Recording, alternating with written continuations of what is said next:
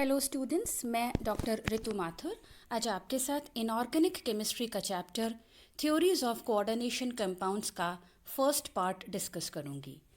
आज के लेक्चर में हम ट्रांजिशन मेटल कॉम्प्लेक्सेस के लिए संयोजकता बंध सिद्धांत के मेन पोस्टुलेट्स डिस्कस करेंगे। वैलेंस बॉन्ड थ्योरी आप बहुत डिटेल में अपनी पिछली कक्षा में पढ़ चुके हैं, तो आज जो हम डिस्कस कर रहे हैं वो वीबीटी के वो पॉइंट्स हैं जो कि ट्रांजिशन मेटल कॉम्प्लेक्सेस के बॉन्डिंग से रिलेटेड हैं। हमें मालूम है कि एक कॉम्प्लेक्स कैसे बनता है। तो मेटल और लिगेंड्स के बीच में अगर बॉन्डिंग होती है तो संकुल का निर्माण होता है। पोस्टुलेट नंबर 2 में हम ये समझ सकते हैं कि मेटल और लिगेंड के बीच का बंध कैसा होता है। तो जो लिगेंड है उस पर लोन पेयर ऑफ इलेक्ट्रॉन्स हो सकते हैं और जो मेटल है उस पर खाली डी कक्षक हो सकते हैं। तब लिगेंड्स अपने इलेक्ट्रॉन युग्म को धातु आयन को डोनेट कर सकता है, यानी कि लिगेंड से लोन पेयर मेटल तक जाए और इस तरह जो बंध बनता है वो उपसहसंयोजक बंध कहलाता है। तो आप यहाँ देख रहे हैं तीसरे पॉइंट में कि मेटल की तरफ लिगेंड से एक एरो है, लिगेंड पर लोन पेयर ऑफ इलेक्ट्रॉन है जो कि मेटल को डोनेट किया जा रहा है और ये जो बंध बन रहा है ये एक सिग्मा बंध है। क्योंकि लिगेंड इलेक्ट्रॉन पेयर डोनेट कर रहा है इसलिए इसको डोनर या दाता कहते हैं, जबकि मेटल जो है वो इन इलेक्ट्रॉन पेयर्स को एक्सेप्ट कर रहा है इसलिए ये एक्सेप्टर या ग्राही कहलाता है। अब स्थिति ये है कि अगर लिगेंड से लोन पेयर का डोनेशन हो रहा है तो धातु आयन या धातु एटम के पास उन इलेक्ट्रॉन पेयर्स को ग्रहण करने के लिए खाली हाइब्रिड कक्षक होने चाहिए। तो आप देखिए यहाँ पॉइंट नंबर 4 कि धातु आयन के पास लिगेंड से इलेक्ट्रॉन पेयर ग्रहण करने के लिए वैकेंट हाइब्रिड ऑर्बिटल्स होने चाहिए और ये जो हाइब्रिड ऑर्बिटल्स हैं जो खाली होंगे, वैकेंट होंगे, ये सभी समान ऊर्जा और ज्यामिति के होने चाहिए, यानी सभी जो कक्षक हैं उनकी एनर्जी एक बराबर होनी चाहिए। अब नेक्स्ट पॉइंट नंबर 6 में आप देखें कि मेटल आयन बंधन के लिए यानी बॉन्डिंग के लिए वैकेंट कक्षक उपलब्ध करा रहा है। तो अब अगर एक मेटल आयन एक से ज़्यादा कक्षक उपलब्ध कराता है तो उतने ही बॉन्ड्स वो लिगेंड के साथ बना सकता है। इसलिए अगर किसी मेटल की जो सामान्य संयोजकता है वो कम है, इवन देन वो बहुत से लिगेंड्स के साथ बॉन्डिंग कर सकता है। तो जो हमारे मन में ये एक ख्याल आता है कि मेटल जो है वो 3, 4, 5 या 6 लिगेंड्स के साथ बॉन्डिंग कैसे कर सकता है जबकि इसकी खुद की संयोजकता कम है, तो उसका आंसर हम इसी तरह से करेंगे कि क्योंकि वो मेटल आयन जो है वो कई रिक्त डी कक्षक या हाइब्रिड ऑर्बिटल्स उपलब्ध करा रहा है, इसलिए उसकी एक से ज़्यादा लिगेंड्स के साथ बॉन्डिंग संभव है और इसीलिए जो मेटल जो का कोऑर्डिनेशन नंबर या समन्वय संख्या है वो काफ़ी अधिक हो सकती है किसी भी संकुल में। तो इसमें अब मैंने एक आपको नई टर्म दी, कोऑर्डिनेशन नंबर या समन्वय संख्या। तो वो क्या होगी कि मेटल या मेटल आयन, मेटल का एटम या मेटल आयन जो भी उस कॉम्प्लेक्स के अंदर पार्टिसिपेट कर रहा है उसमें जितने वैकेंट हाइब्रिड ऑर्बिटल्स हैं उतने ही वो उपसहसंयोजक बंध बना सकता है, यानी कि उतने ही लिगेंड्स के साथ वो बंधन कर सकता है और ये जो नंबर है वो कहलाता है समन्वय संख्या या कोऑर्डिनेशन नंबर या CN। अब आप देखिए कि जो वैलेंस बॉन्ड थ्योरी का जो मेन आधार है वो है संकरण या हाइब्रिडाइजेशन। हाइब्रिडाइजेशन आप डिटेल में पढ़ चुके हैं, तो यहाँ हम उसको रिवाइज कर रहे हैं, क्विक रिवीजन। तो पॉइंट नंबर 8 आप देखिए, संकरण के लिए हमें NS कक्षक चाहिए, यानी कि जो बाहरी N कक्षक हैं, और साथ ही साथ N-1 D कक्षकों की भी आवश्यकता है। अब हम ये मानते हैं कि जो NS कक्षक हैं, जो आउटर मोस्ट कक्षक हैं वो रिक्त हैं, लेकिन जो पेनल्टीमेट यानी एक अंदर वाले डी कक्षक हैं n-1 डी कक्षक, वो रिक्त नहीं हैं। आवश्यक नहीं है कि हर स्थिति में वो रिक्त हों। तो इन n-1 डी कक्षकों को वैकेंट कराने के लिए, रिक्त कराने के लिए हमें इलेक्ट्रॉन्स का रीअरेंजमेंट या पुनर्विन्यास करना पड़ता है। जैसे कि अगर जो डी कक्षक हैं वो 5 हैं और पांचों डी कक्षक के अंदर इलेक्ट्रॉन्स भरे हुए हैं, तो अब क्या होगा, हमें उन डी कक्षकों में से कुछ जो इलेक्ट्रॉन्स हैं उनका पुनर्विन्यास या रीअरेंजमेंट करा करके जो डी ऑर्बिटल्स खाली करने पड़ेंगे, या हम उन इलेक्ट्रॉन्स को उच्च ऊर्जा के कक्षकों में ट्रांसफ़र कर दें। तो किसी भी स्थिति में हमें n-1 डी कक्षकों को रिक्त करना होगा। अब ये जो कक्षक रिक्त हो गए, ये संकरित होकर के नए कक्षक बनाते हैं, और वो जो संकरित कक्षक हैं वो समान ऊर्जा के होते हैं। ट्रांजिशन मेटल के कॉम्प्लेक्सेस में जो सामान्य संकरण हैं वो कौन कौन से होते हैं? sp3, dsp2, dsp3, d2sp3 और sp3d2।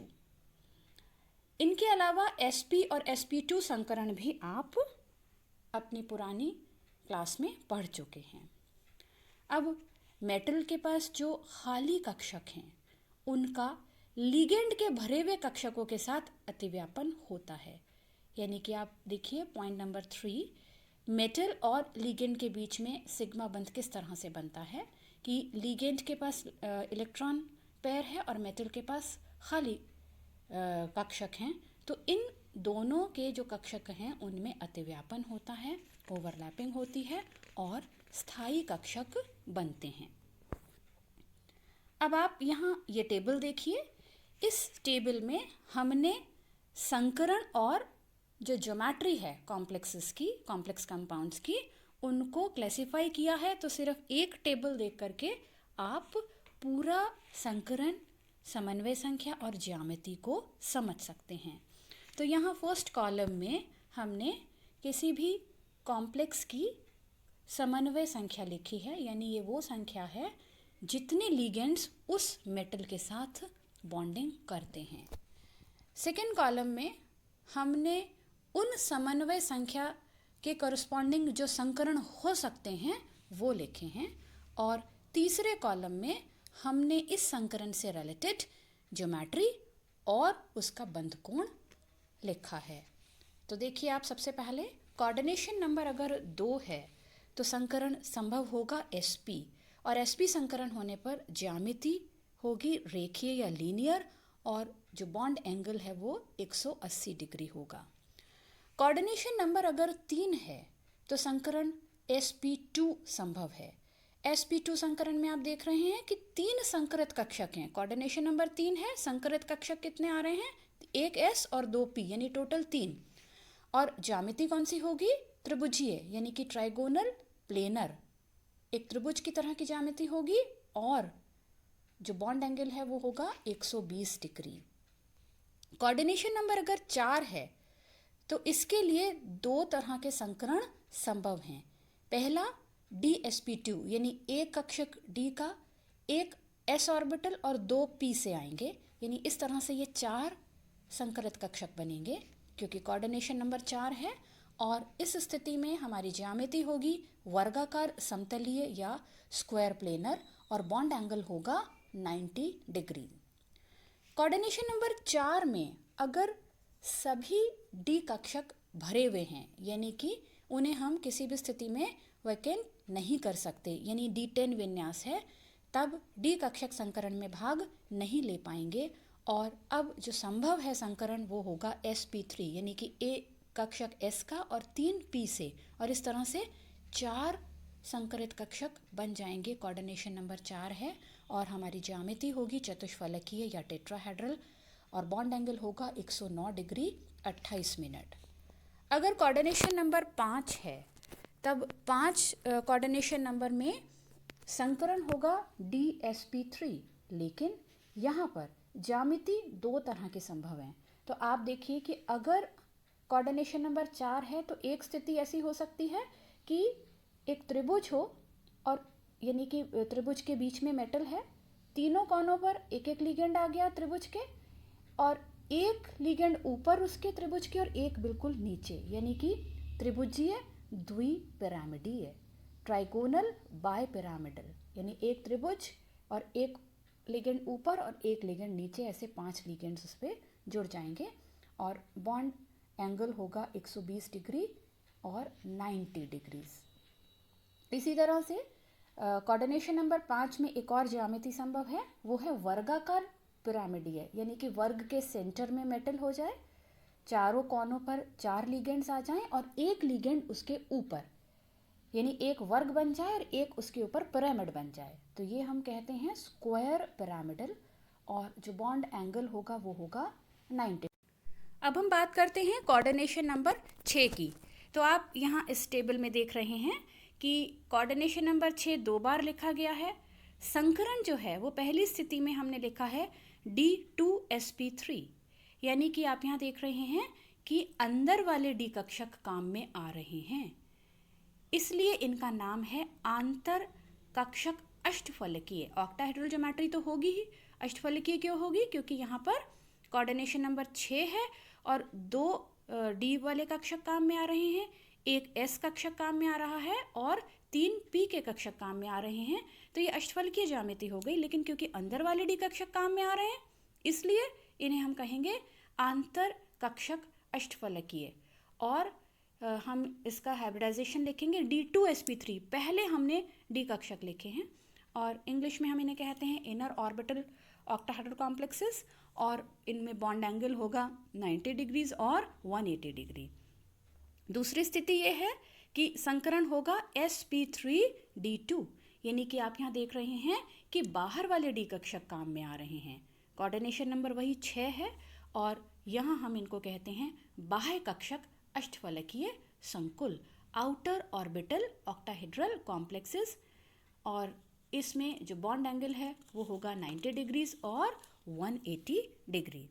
तो यहाँ एक चीज़ ये बताने की है कि आज हम सिर्फ इसके जो संकरण हैं उनके मेन पॉइंट्स ही देख रहे हैं। डिटेल में हम जैसे जैसे आगे एग्जाम्पल्स आते जाएंगे आपको समझाते जाएंगे। नेक्स्ट, यहाँ आपको ये बताया था कि लिगेंड के पास इलेक्ट्रॉन पेयर है, लोन पेयर ऑफ इलेक्ट्रॉन है, जो कि वो मेटल को डोनेट कर सकता है, और इस तरह से जो बंध बनता है वो बनता है सिग्मा बंध। सिग्मा बंध बनने पर आप यहाँ देख रहे हैं कि मेटल के ऊपर इलेक्ट्रॉन पेयर जा रहा है, वहाँ इलेक्ट्रॉन्स की जो डेंसिटी है वो बढ़ रही है। अब ऐसा नहीं है कि मेटल के साथ केवल एक ही लिगेंड इस तरह का बॉन्ड बनाए, जितनी उस मेटल की समन्वय संख्या है उतने लिगेंड्स सभी इस तरह से इलेक्ट्रॉन पेयर को डोनेट करेंगे। तो आप सोचकर देखिए कि मेटल पर अत्यधिक ध्रुवता आ जाएगी, यानी कि अगर उसका कोऑर्डिनेशन नंबर 4 है तो 4 लिगेंड्स उसको इलेक्ट्रॉन पेयर देंगे, अगर कोऑर्डिनेशन नंबर 5 है तो 5 लिगेंड्स देंगे, 6 है तो 6 लिगेंड्स उसको इलेक्ट्रॉन पेयर देंगे। तो हम ये कह सकते हैं कि मेटल पर नेगेटिव चार्ज का एक्यूमुलेशन हो जाएगा। पॉइंट नंबर 9 आप यहाँ पर देखिए, अगर इतना नेगेटिव चार्ज इस मेटल पर इकट्ठा हो जाएगा तो हमें लगेगा कि संकुल अस्थायी होना चाहिए, लेकिन संकुल स्थायी होता है। इसका ये तात्पर्य है कि कोई और प्रोसेस, कोई और प्रक्रिया भी साथ में काम कर रही है। तो वो प्रक्रिया क्या है, वो हम पॉइंट नंबर 10 से इसको समझ सकते हैं। वो प्रक्रिया कहलाती है पश्च बंधन या बैक बॉन्डिंग। अब आप देखिए, हमने यहाँ ये मेंशन किया है कि मेटल के पास में ऐसा तो नहीं है आवश्यक कि केवल रिक्त संकरित कक्षक ही हों, मेटल के पास अपने भरे हुए डी कक्षक भी हो सकते हैं, और लिगेंड के पास में खाली पाई कक्षक हो सकते हैं। तो अब क्या होगा कि ये मेटल अपने भरे हुए डी कक्षक से इलेक्ट्रॉन्स उल्टी डायरेक्शन में लिगेंड की तरफ डोनेट करेगा, और लिगेंड के जो खाली पाई कक्षक हैं वो उसको एक्सेप्ट करेंगे, यानी कि अब जो बंधन है वो उल्टी डायरेक्शन में जा रहा है, इसलिए हमने इसको बोला पश्च बंधन या बैक बॉन्डिंग। और अब जो बनने वाला बंध है वो है पाई बंध। और इस तरह से मेटल पर जो एक्सेस नेगेटिव चार्ज या इलेक्ट्रॉन घनत्व या इलेक्ट्रॉन डेंसिटी इकट्ठा हो गई थी सिग्मा बंध बनने की वजह से, वो उल्टी डायरेक्शन में इलेक्ट्रॉन्स को डोनेट करने की वजह से वापस ट्रांसफ़र हो जाती है लिगेंड्स की तरफ, और अब मेटल पर उतना अधिक इलेक्ट्रॉन चार्ज या इलेक्ट्रॉन डेंसिटी नहीं रह जाती, और इससे इस सिस्टम में स्थायित्व आता है। तो हम ये समझ सकते हैं कि बैक बॉन्डिंग की वजह से जो एक्सिस नेगेटिव चार्ज मेटल पर इकट्ठा होता है वो वापस डिस्पर्स हो जाता है और लिगेंड की तरफ ट्रांसफ़र हो जाता है, और इससे सिस्टम स्थायी हो जाता है। इसी तरह हम ये समझ सकते हैं कि जो VBT है उसका, क्योंकि संकरण हमने अच्छे से डिस्कस किया है, तो हम ये कह सकते हैं कि जो पॉलिंग थे उन्होंने इन संकुलों की स्टीरियो केमिस्ट्री बहुत अच्छे से एक्सप्लेन की, यानी कि अब हम इन कॉम्प्लेक्सेस की शेप्स आसानी से समझा सकते हैं, क्योंकि अब हम संकरण समझते हैं, यानी संकरण द्वारा शेप्स हम बहुत आसानी से समझा सकते हैं। और लास्ट पॉइंट VBT का ये है कि जब कभी हम बॉन्डिंग की बात करते हैं तो हम ये देख सकते हैं कि मेटल के पास उसको, मतलब उस कॉम्प्लेक्स में मेटल के पास जो इलेक्ट्रॉन्स हैं वो पेयर्ड हैं या अनपेयर्ड हैं। अगर मेटल कॉम्प्लेक्स में मेटल के पास में अनपेयर्ड इलेक्ट्रॉन्स हैं तो वो अनुचुंबकीय होगा, और अगर सभी इलेक्ट्रॉन्स पेयर्ड हैं तो वो प्रतिचुंबकीय होगा। तो इस तरह से हम VBT या वैलेंस बॉन्ड थ्योरी के मेन पोस्टुलेट्स हमने किए, और इसके बाद इसकी लिमिटेशंस और कुछ एग्जांपल्स जो हैं वो हम अगले लेक्चर में डिस्कस करेंगे। Thank you.